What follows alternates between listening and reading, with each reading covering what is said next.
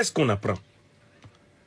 On se rend compte très rapidement, grâce aux dénonciations des autorités nigériennes, que le territoire nigérian devient davantage une base arrière des troupes néocolonialistes occidentales, qui sont, comme on le sait, la base arrière des groupes terroristes qui, depuis la déstabilisation de la Libye et du Sahel en 2011, ensanglantent toute l'Afrique. Ce n'est un secret pour personne. L'OTAN a attaqué la Libye en association avec Al-Qaïda et l'État islamique en 2011. Or, les dirigeants de la CEDEAO se sont permis de considérer l'OTAN comme un partenaire principal dans la lutte antiterroriste en Afrique. Ils ont même accordé un bureau à l'OTAN à l'intérieur de la CEDEAO.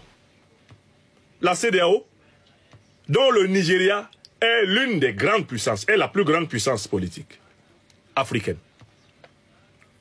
Cette organisation a accordé à l'OTAN de participer à toutes ces réunions stratégiques. Cette organisation est donc une organisation vassale de l'OTAN. Donc, par définition, un pays de la CEDEAO est un danger pour un pays de l'AES. C'est un danger géopolitique et géostratégique parce que la CEDEAO est sous le contrôle du néocolonialisme français et de l'impérialisme occidental. Donc, quand on revient à la situation avec le Nigeria, on voit très bien l'avertissement que nous lancions lorsque les yeux doux du chef d'état-major de l'armée du Nigeria étaient en train d'être roulés devant les responsables du Niger.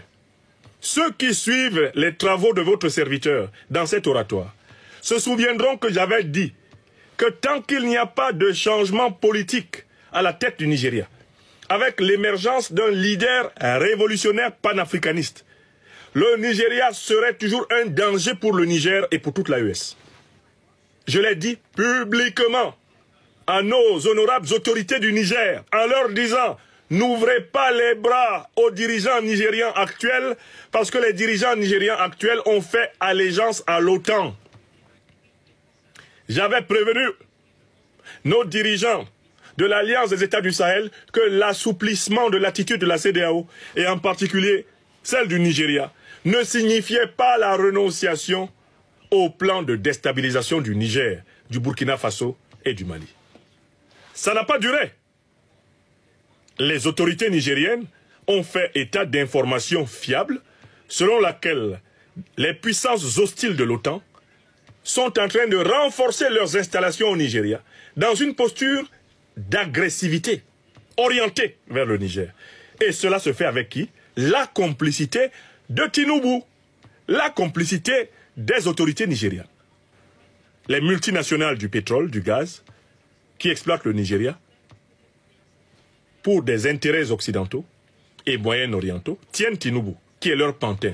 Voilà comment il est venu à Paris et a garanti en retour que puissent se positionner des troupes hostiles et qu'elles puissent avancer leur ligne vers le Niger.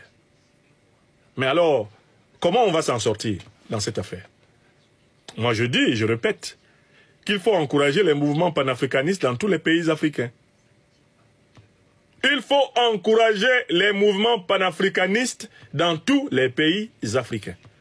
Seule la révolution panafricaniste permettra de garantir la paix et la sécurité des nations panafricaines libérées du néocolonialisme et de l'impérialisme étranger.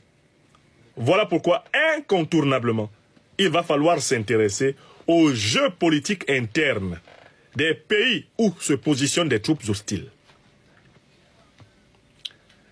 Ces pays-là veulent provoquer des rébellions, des attentats terroristes, des coups d'État dans les pays de l'AES. Or, la ligne choisie par les pays de l'AES consiste à se défendre contre eux. Je pense que cette ligne n'est pas suffisante. L'AES ne pourra pas se défendre efficacement en restant uniquement dans la défensive. Tactiquement et stratégiquement, l'AES sera obligé de trouver des moyens d'offensive, c'est-à-dire d'avoir une diplomatie, une tactique et une stratégie d'influence en faveur des mouvements panafricanistes dans les pays hostiles à l'AES.